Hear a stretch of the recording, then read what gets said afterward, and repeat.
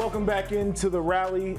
We are going to talk a little WNBA here. So we welcome in Annie Costabile, who is a reporter, WNBA reporter for the Sun-Times here in Chicago. Annie, how are you feeling? You got a lot going on in the world. You all right? It's been a busy week. It's been a busy few weeks. It's been a busy start to the season. Not a dull moment yet. Yeah, and I'm sure you've said a few words or you've heard a few things about these two right here, Caitlin Clark and Angel Reese. We're talking about the flagrant foul here, but it's not necessarily the foul that people are talking about. It's just kind of the coverage of it as a whole. A lot of people on social media have had a lot to say. Some people, they're not even true basketball fans, it seems like. So what are your thoughts about the coverage of that foul and the attention it's getting? I mean, I think we got to ask you two, both of your opinions as athletes, because when we look at this foul, it's very clearly a basketball play. And of course, there's this budding rivalry between these two teams, and there's history to it. I know a lot of people have kind of cast judgment on the fact that, oh, media is pushing this agenda of this rivalry, but this rivalry between the Fever and the Sky has existed. Right. And then you add on to the fact that it's Angel and Caitlin now coming in, and beyond just their college history together, they're both stars that have been tapped to lead this league into the future. That creates a rivalry energy. But then again, going back to this foul, it's a basketball play, and the language that gets kind of thrown into it, specifically when talking about Angel and the intent behind it, becomes very vitriolic, and it's from people who have not covered the league historically. And so it brings about questions of, what aren't you seeing? What are you missing? And why is this something that you are choosing to turn into something other than just a flagrant foul, period? Let's move on. Well, I thought what Doris Burke said last night as P.J. Washington throws down Kristaps Porzingis, that could have been a flagrant. That's like not a basketball play per se. But they ruled a foul. It's a playoff foul, whatever, and we moved on. And it was never talked about again. And I think the same thing should have happened with this foul, where, all right, Angel Reese, excessive contact to the head, you upgrade it to a flagrant. It should, flagrant fouls happen all the time. All the time. And this is the game of basketball. It's a physical game. There is, unfortunately, sometimes contact to the head.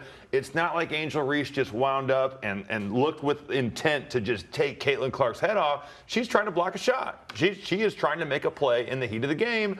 I just think the way that you have people that are calling for her to be suspended. I'm like, have you ever watched a basketball game ever? And these are sometimes guys that have played the most physical sport that there is and play in the NFL. So I have a hard time with that. I think the rivalry is awesome because I think Angel and Caitlin can be people that grow this league. And what they have already done in college to grow the game and now are doing it here, it's a great thing. But I do think some of the commentary on this is absurd, and it's honestly too bad. I think the other layer to it that really gets me heated about it is when we dive into this extra attention on the WNBA and we ask ourselves why, right? Like, we ask ourselves why all of a sudden people are so keyed in on the WNBA, and I keep coming back to this point in my head of, like, women are being paid attention to because there's drama around it. Like, there has to be some toxic drama for everybody to pay attention to this game, because again, I go back to our history covering the Chicago Sky at the Sun-Times. I'm very lucky to work for an outlet that has dedicated resources to covering this league for years. And I think about the 2021 Sky and the fact that this was a 500 team. They finished the season 500 and went on to win the title, led by Candace Parker from Naperville, two players who remained loyal to this franchise for years and helped bring Candace to this team, and then Kalia Copper, who had come off the bench for years, starts 2021. That was her first season starting the entire season, and wins WNBA Finals MVP. And nobody was analyzing it like this. So I want to ask everybody, why are you all of a sudden analyzing everything to this degree right now? Like, ask yourselves that. Brooke has always brought up, too, in this conversation, that exactly what you said about how people cover and treat women, and I think it's unfortunate. There's a big part of this, too, where I think that Caitlin Clark and Angel Reese have become mascots for people that want to push agendas and what they believe they represent. And there is a really, and it's not even an undertone anymore, there's a racial overtone to this conversation that is disgusting. And so when you start talking about, like, of course you're going to see it on ESPN, we're going to talk about it on our show, But you flip on Fox News and CNN, which they don't even do news for most of their shows. They do what we do. They have a host and they have analysts who opine about what's going on.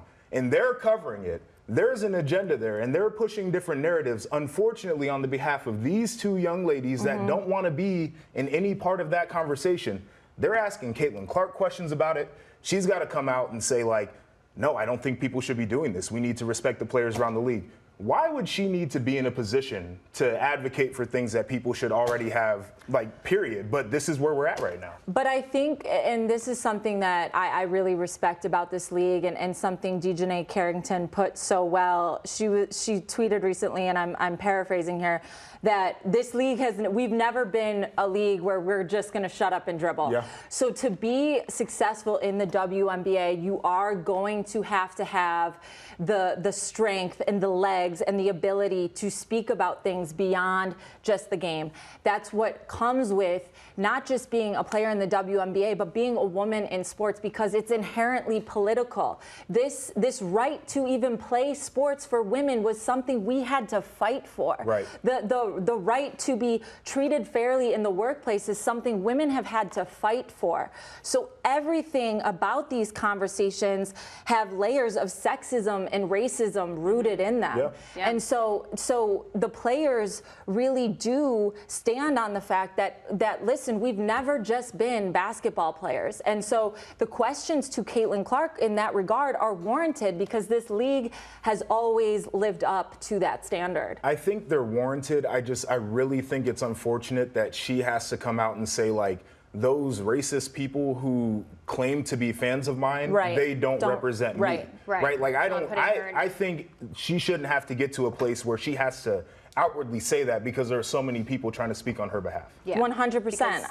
Certain narratives that are being created that she shouldn't have to address. I think that's the point too, is that these players, like, none of this is their own doing, and they're 22 years old and being shouldered with this responsibility. I think about, when I was 22 and would I have had the courage and the ability to even speak eloquently about these topics? And the answer is no. And so for them both to be in this situation and to be working their way through it, it's really a testament to their mental strength and maturity, and also, again, what this league stands for. And so when I think about, again, the coverage, that's one of the most frustrating things, is because, again, I keep going back to that question, why now? And if you're being overtly critical right now, why? What is so problematic about a player committing a flagrant foul, a coach walking out of a press conference, teams being, having that kind of villain attitude? It's like, this is all part of sport. Yeah. Why are you taking issue with it now? How do you thread that needle, though, of just like welcoming new fans, but also, tolerating the uninformed opinions? Like, how do you thread that needle? Yeah, I had this conversation with an editor today, actually, and he was like, so what's the answer then? Are people just new voices aren't supposed to cover the league? And that's not the answer, right? That is not the answer. The new voices, this is part of the growing pains of the WNBA, is the new uninformed voices. I mean, look at all these other leagues. We hear and listen to all these uneducated, uninformed voices all the time. But I think what I push back and say is can you be thoughtful about your criticism? Can you back up your criticism with reality and something that's warranted and rooted in something real? And I think if you can, then it's like, sure, that criticism is warranted, because that's the thing, and that's another thing I really respect about the Sun-Times, is we've always covered the W as a league, as a sports league. It's never been a charity to us. We are not going to cover the WNBA any differently than we cover the NBA, and that's how it should be. But it's also like, if you find yourself constantly criticizing Angel and the Sky, and it's for these reasons that really aren't rooted in anything other than maybe you're taking issue, you're personally offended by how they're acting, then maybe that's not an argument you want to stand on. Do you think the league can do anything to maybe help Caitlin and Angel navigate this? Because it's not an easy issue for a veteran player, and it's definitely not an easy issue to deal with as a rookie, I would say. Is there anything that the league can do to help them? You know what? I think the WNBPA, in my experience with them, is they've always been very in tune with what their players need in terms of support and resources. I think also when it comes to these two specific players, they're going to be relying a lot on their internal team. So it might not be the league itself. It might be their agents, their PR staff, their family, their friends. You know, Caitlin speaks a lot about that and the resources that she has available just in terms of her close-knit group and then the resources from the team. So I think that's where it comes from. You know, I don't know that there's anything specific the league can do necessarily. I think one thing specifically the league could do is just prepare its players and coaches for what's coming, because this isn't going away. Yeah. The new reality this coverage is the not latest. going away. Right. And so just allowing them to understand it's going to be critical at times, it's going to be positive at times, and then the noise is what needs to be tuned out. Yeah. The last thing I'll say too on threading the needle is I think sometimes it's just okay to show up and not say anything. Like for like a lot, and like Yeah. we talk about this with baseball. Like I'm watching more baseball than I've ever watched. I don't say a ton of things because I don't want to speak out of turn. Like I think it's fair to everybody, including myself, to just not be in that spot. And so I think it's okay to just show up and watch. And to that point, that's again what that's emphasizes my point in that. Why are so many so comfortable with pushing their uneducated opinions in a women's sports space? Yeah. Why do you feel comfortable doing that here? Yeah. You know, it's like, because again, I would never go into the Bears locker room or into an NFL space and just be throwing out, you know, outlandish hot takes because I wouldn't feel comfortable doing so. Why do so many feel comfortable doing that in this space? It's a hell of a question. Yeah, That it's a is a very good fair question to ask there, Annie. No, Annie, thank you so much. Great stuff as always. Yeah, thanks, guys.